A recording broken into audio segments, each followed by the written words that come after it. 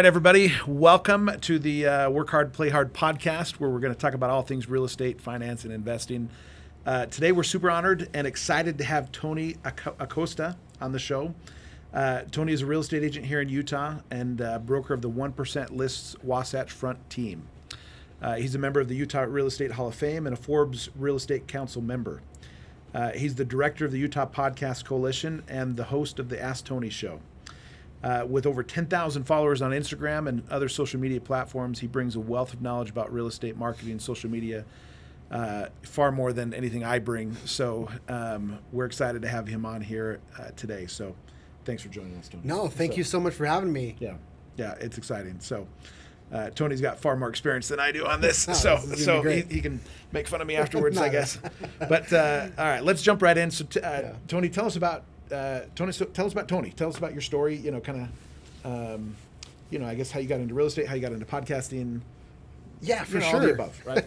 Give us a little. Thank you. First of all, thank you for your team for having us today. Yeah. So my story in real estate is actually quite simple. I served a 2-year mission in Honduras, and when I came home, I was just about to go to college. So I was going to go to BYU, Idaho. I wanted to be a personal trainer. Nice. I had everything. Yeah. And just by chance, we ran into one of my parents' high school buddies. We just ran into him at a burger joint. Mm-hmm. And he was already a pretty successful broker, so he had a lot of clients and stuff. Sure. But he was looking for a showing agent because he had more buyers than he could take on himself.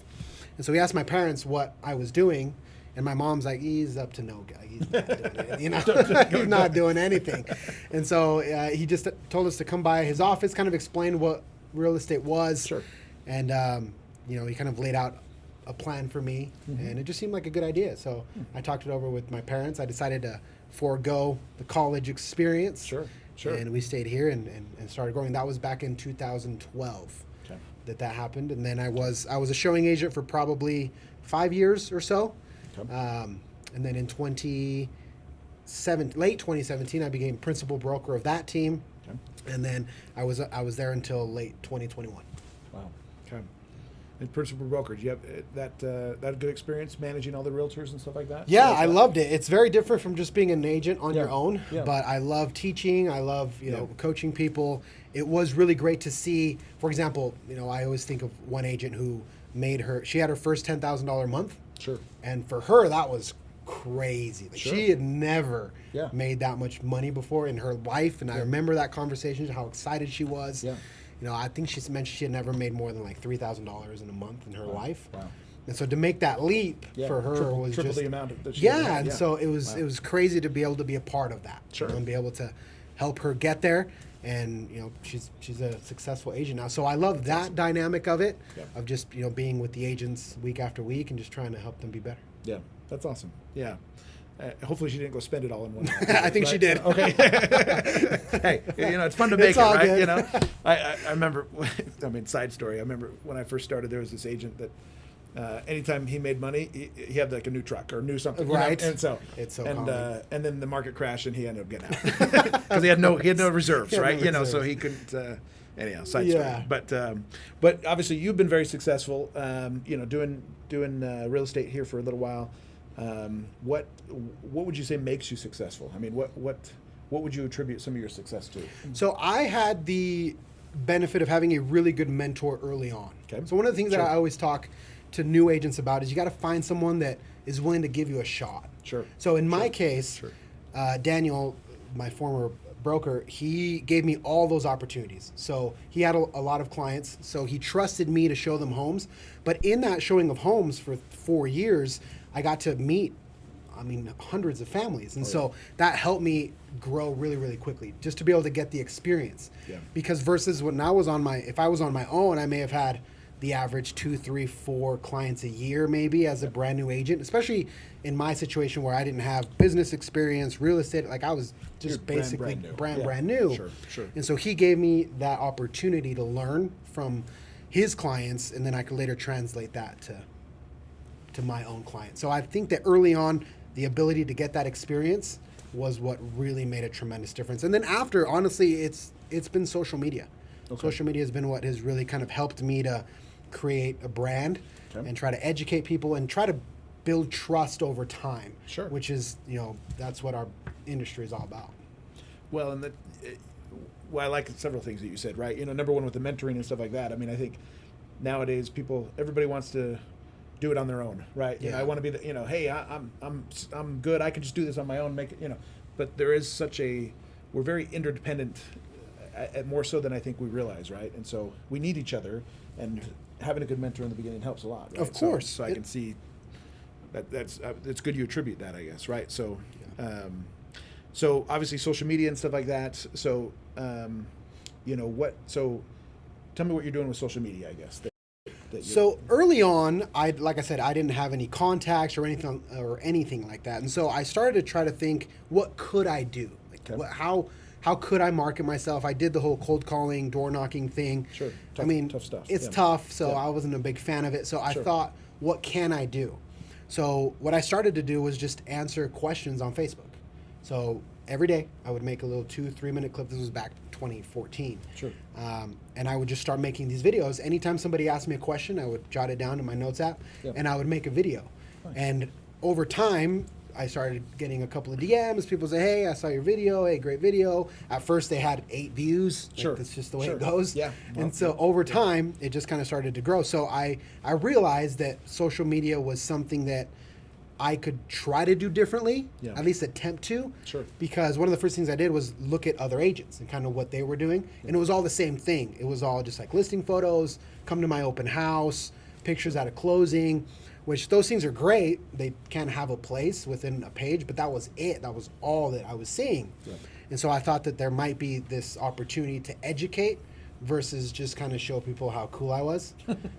Sure. And that's kind of what we try to do, just try to put out educational content that people watch over time, and then next thing you know, they trust you because they know that you know what you're talking about. Well, and I think that's what drew me to you in the first place too, is that part of what you do is your educational stuff, right? That's kind of what we try to do too, is in the sense of you're trying to help people, right? Yeah. I think if you genuinely care about people and you're actually trying to help them and teach them, things that obviously you're an expert in, right? Sure. You've dedicated your life to this, so you know a thing or two about some of these things. So it's like, hey, let me help you. Let me teach you some things, right? And I think that comes across better than, hey, look at me. Right? It absolutely does. And it also comes down to your person. For example, like you may not be able to see this in the shop, but there's a bunch of, let me steal one. Oh, sure. So you got this, right? Sure. 2020, 92 million in volume. That's like, this is legit. Yeah, you grabbed the best one. Most agents or lenders rather take a picture of this and post it than make an educational video like you do. Which again, just says, hey, look at me. Exactly. I'm really special. Right, because they feel like this number is what's going to motivate somebody to come and work with you. Sure. Right? Sure. Which for a small subsection of the people, it might. But what I found is that it's more of giving you value. Yeah. If I can become the source of info, because they can get the info anywhere, right? Of course they can. Yeah. But most people, genuinely in their heart of hearts, they rather post this than this. I think that's the unlock. Well, I agree 100% with you. I think it's easier to post something like that, right? But the reality is, that's 300 people there, that we have to thank for, hey, of course. like you trusted us, we were able to help you. Hopefully we did a good job because we want you to come back, right? I mean, I think if you're building a business on repeat and referral, you're treating people right, because otherwise, if it's a one and done, churn and burn, kind of attitude, it's so hard to maintain. It's hard to maintain, because you're constantly trying to get new people and they can't trust you, and anyhow, and they can't sleep at night, Yeah, and it's not to say that this isn't important. No, of course, but it's of just course. Well, everybody. What do you do first? Yeah, right. That's exactly. What's the entry point? Is it I'm trying to impress you, or I'm trying to give you something valuable? Well, and so then that's in the background saying like, hey, by the way, I am successful. I do know what I'm doing. Of course. You know what I mean? Like, you don't want to work with the attorney that's driving the drunker because, like, okay, he never wins any arguments, right? So I don't want to work with that attorney. But the one that's super flashy, Anyhow, okay, I like that. Yeah. All right, get back to my notes here. We went off topic. I like that topic, that's great. Though. But so what's the most important thing? Well, we kind of already talked about that. I'm going to move on from that one. So, okay, so let's talk about this. So the market's very competitive right now, right? So what is the one thing that you wish first-time homebuyers knew? Obviously, especially in this current market, which is, I've been doing loans for 15 years. very different than any other market I've been through.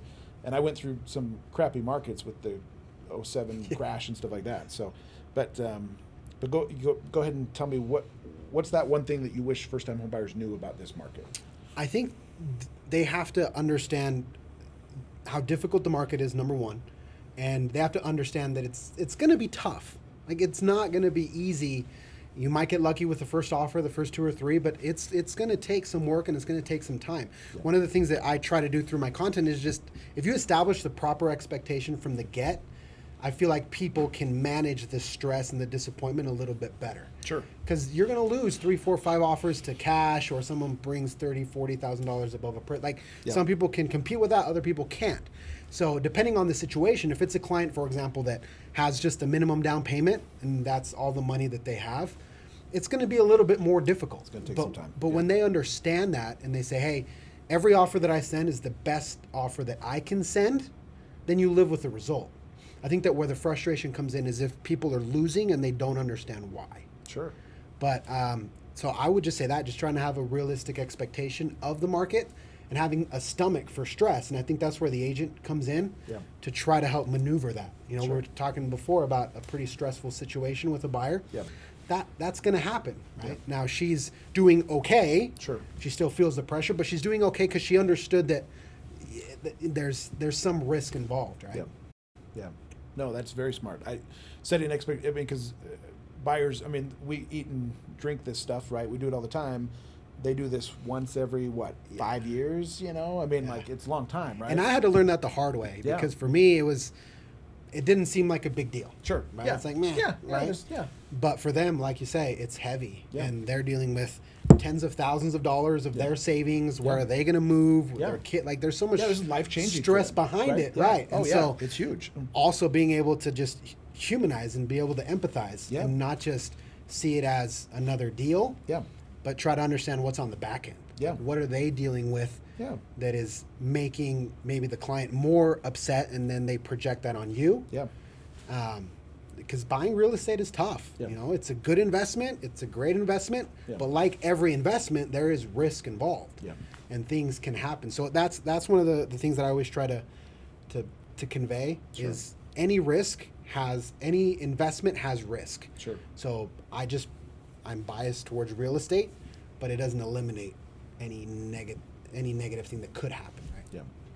Well, so on that note, how are you getting your offers accepted right now in this market? Because it's hard. To your point, especially first-time home buyers and everything. It's hard to get these offers accepted. What you don't necessarily have to give any trade secrets away, but I guess, like, in general, what are you doing to get those offers accepted? Yeah, so I think that point number one, and I think this point is underrated, is communication with the agent on the other side when they allow you to do so. Sure. So some listing agents, they get bombarded with calls. Sure. If it's a hot listing, they get 50 calls a day. Gotcha. So some are going to have a conversation with you, others aren't. Okay. But if you can have a good conversation and you can try to, in a very limited amount of time, try to gather as much info as you can about what the seller cares about, that's tremendously helpful. Because not all sellers care about the same thing. Some sellers care about high earnest money. Some care about deadlines. Sure. Some don't care about any of that. They just want the highest net. Some agents like escalation clauses. Some hate escalation clauses. So, having that context, button, exactly. What is their hot button? What? Okay. Right. Because for example, some agents hate escalation clauses. We'll take that as an example. If you don't talk to them and ask that question, you may think that your escalation clause is like rock star offer. Sure. They're not even going to look at it. And so you think you're doing the right thing, but you're not. And so I found that to be extremely helpful. And the other one is just try to be creative with, when you talk about due diligence, talk to the client. Are they willing to waive that? What does it mean if they waive that? Are they comfortable with the risks? Some people are. Sure. I've had some people say, you know what, as long as the appraisal is good with it and I have a home warranty, I'm good. So you try to educate them, and some people are more risk averse than others. Sure. But if you try to write every offer the exact same way for every buyer, it's not going to work. It's not going to work. So everybody has their personality. Some don't want as much risk. They're a little bit more conservative. So I think it's just having a mix of good communication and creativity within the Rep C clauses. I love that. No, and you're this market is tough, and you're seeing a lot of agents get out. And I think the benefit of that is you have more agents like Tony in this business that actually know what they're doing and that are really educating their clients and teaching them and helping them understand. I mean, that's what an agent should do. And so I love hearing that. That's exactly what you're doing. Anything else on this current market or anything like that? I guess that you would add. Anything else on that topic? So I think that also the context around interest rates. Okay. Because right now rates have gone up. Sure. So people are freaking out about that. Yeah. But if you look historically, they're still low. Like a 4.25, it's still not that bad. You know what I mean? No, like when you have a historical context, it's crazy good. Yes. We've just been used to the high twos. Yeah. I have a rate of 2.75 on my house. Yeah. Right? Yeah. So people. They've seen the shift and they're like, it's crazy expensive. Yeah. It's really not. It's really not that bad. Agreed. So I found that to be helpful when you can help them properly contextualize those hikes. Sure. And that in a historical context, it's really still a good time. There's still good rates, even if it's a 4.5 because your credit score is 640. Like when people understand why it's 4.5, then I think it gets better. Instead of just saying, oh, I have a crazy high interest rate, and oh, yeah, that sucks. But why is that? Yeah. Maybe your credit isn't quite where it should be. Or they'll say, well, it's because my neighbor got a 3.5. Yeah. Well, yeah, but he has a 780 score, bro. Yeah, like put you, 20% down. Yeah, you got 625. There's nuance there. Correct. And when people understand that, they're like, oh, okay. Yeah, it makes sense. That makes sense. Yeah, which is why, hey, so maybe you do a couple things here, we can get your score up, we can always refinance you later on too, right? So I mean, understanding that is very important, and you're right. Rates are higher, but they, and I think in the short term they are going to keep going up. Long term, maybe a year and a half, 2 years down the road, I do think rates are going to come back down, especially if the Fed's successful with inflation fighting and stuff. But we'll see. So, all right, let's talk about social media marketing a little bit more for a minute. We kind of hit on this in the beginning, I guess, but how have you seen that? Grow your business. I mean, obviously, that's a huge focus of yours. Yeah. And again, you've already kind of answered this a little bit, but answer it again. No, well, I just feel like it's such a good tool because I was on a panel a couple weeks ago, and one of the agents was saying that, for example, the way he does it is he has a system where he does 36 touches a year. Okay. So, and that comes from, I think it's that book, the Millionaire Real Estate Agent book. Yeah. So they talk about, I think it's 36 touches per client to get one referral a year. Yeah. So that's kind of the way he builds it. Okay. What I found with social media is if I can get you to follow me on social media, I'm not going to get 36 touches. I'm going to get 147. Gotcha. You're getting tons of touches because they're seeing your stuff all the time. Yeah. And it doesn't mean that everybody is going to watch every video. No, of course. But as they scroll subconsciously, like, oh, there he is. Oh, there he is. Yeah. Oh, there he is. Day after day after day after day. Sure. So when the moment comes, whether it's today or in 4 years, that they have a real estate need, it's top of mind. Yeah. Like they've seen you 513 times. It's really difficult for them for their brain automatically to not just. Yeah, they're thinking, hey, Tony. There he is. Yep, Tony's first. And so that's my intention. My intention, Sure. I don't know when you're going to need to do something, but that day, I'm going to be in your feet. You're thinking of me. Yeah. That's it. Which makes sense. And it's in a very non-obtrusive way, too, right? You're right. not, the cold calling, different things like that. Of course. Nobody really likes. Nobody wants that, 8 o'clock phone call from. And I feel like you kill two birds with one stone because it's educational content. Sure. Once they've watched so much, when we finally have to do something, number one, they feel like they know me already. Sure. So they're familiar with my communication style. They've been following me and stuff. And they're educated. They watch videos on closing costs, on on buying points, on all of these different things. And I feel like we start to do our part to fill that gap of a lack of education within the real estate industry.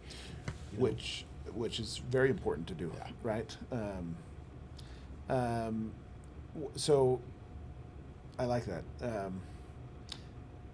For other people that are looking to, kind of get into social media and stuff like that, what organic growth strategies would you give them? So what has worked for me is you want to establish something that's called your pillar content, which is this show. Okay. And so whether it's Q&A, whether it's whatever format that takes. I'm a fan of Q&A, but in my opinion, it's either Q&A or interviews or a combination of both. So if you have a 15-minute show that you do once a week, that gives you a lot of content. So for example, what I'll do is I'll answer 5 questions every week. They're different questions. Sometimes they're about business, sometimes they're about team building, real estate itself, whatever the case may be. So 5 questions a week. Those 5 questions get chopped up into 5 individual clips for social media. Instagram, Facebook, LinkedIn. And so now from one piece of content, you have 5. You take those, you put it on the podcast. Now you have 5 separate little podcast clips. Now you have 10 pieces of content. You have 5 topics. You write 5 LinkedIn articles. Now you have 15. And so from one piece of content, there's a lot that you can take from it. Love that. Because one of the hardest things is, how do I come up with new content all the time? It's really difficult to do. So the question is, how do you take one piece of content and milk it for all it's worth? Love that. You know? And when you do interviews, you clip it. You know, if someone says something that you like, you clip those. Oh, I like that 30 seconds that he said. Yes. So you clip that, you post it, and it just makes your content so much more evergreen because it's not just one YouTube video and it's it. And it just dies there. Right? Love that. So for somebody that wants to get started, just try to think about it in the macro of a long form show, not short form. Because if you can just do TikToks, but you know, it's easier to take a TikTok from an interview. You can take 13 if there's good content versus just the one TikTok that you can't really do much with on another platform. I love that. You can tell Tony has some experience in this area. So I love, I'm learning stuff here. I like this. So, well, Tony, thanks for coming on this show. I love what you're doing. I love, and maybe it mirrors what we're trying to be like you, I guess, with some of this stuff, right? We're trying to get that educational stuff out there, trying to teach people. I think it's a good way to, again, if we're trying to help people. In fact, when we were talking before, you were talking, with minorities too and stuff like that, trying to get more, stuff out there, because you do a Spanish show too, right? I do. Which I love, right? And there's an even greater need there. There's a ton of content in English. There's not that much in Spanish. So I feel like with the internet, a lot of people are going to be able to do things without you and I. They're going to have that option. For example, we're talking about Rocket Mortgage. People can download the app and they can apply for a mortgage without you. Of course. So that's going to become more and more prevalent. Buyers with iBuyers and things. So I think we need to change what our value prop is of what's up here versus just what we're selling you. Does that make sense? Because nobody likes to be sold, and the information is out there for free. And there are resources that eliminate you and I if somebody doesn't want to use us. So once you face that reality, you're like, I need to become the source. So if people can feel that Ryan teaches me about real estate, about investing. But there's value there. There's value there, exactly. And so now they're going to be like, well, I could use Rocket Mortgage, but what if there's something that I don't know? He's willing to teach me. And I've learned from his videos. So there's a higher propensity that they're going to call you versus, somebody else. And if they can get the same deal or better with us than Rocket, then of course. Hey, for example, you did this. I just saw your bit about your guarantee. Oh, sure. The work hard and guarantee. The work hard and guarantee. That's valuable. So if people know that, it's like, oh shoot. That's cool. That can give me a competitive Rocket's edge. not doing nothing like that, right? So I think that those things are creative, and it just gives people more value at the end of the day. Love it. No, Tony, thank you. Thanks for coming on the show. Obviously, really enjoyed having you here. So. No, thanks for the invitation. I love it. Well, okay, we're going to wrap this up. Thank you, everybody, for listening. And obviously subscribe to our podcast. You can find us on all the different places and probably some more after talking to Tony here. So, we'll have to get on other places. But thanks, guys. Appreciate it. Thank you, Ryan.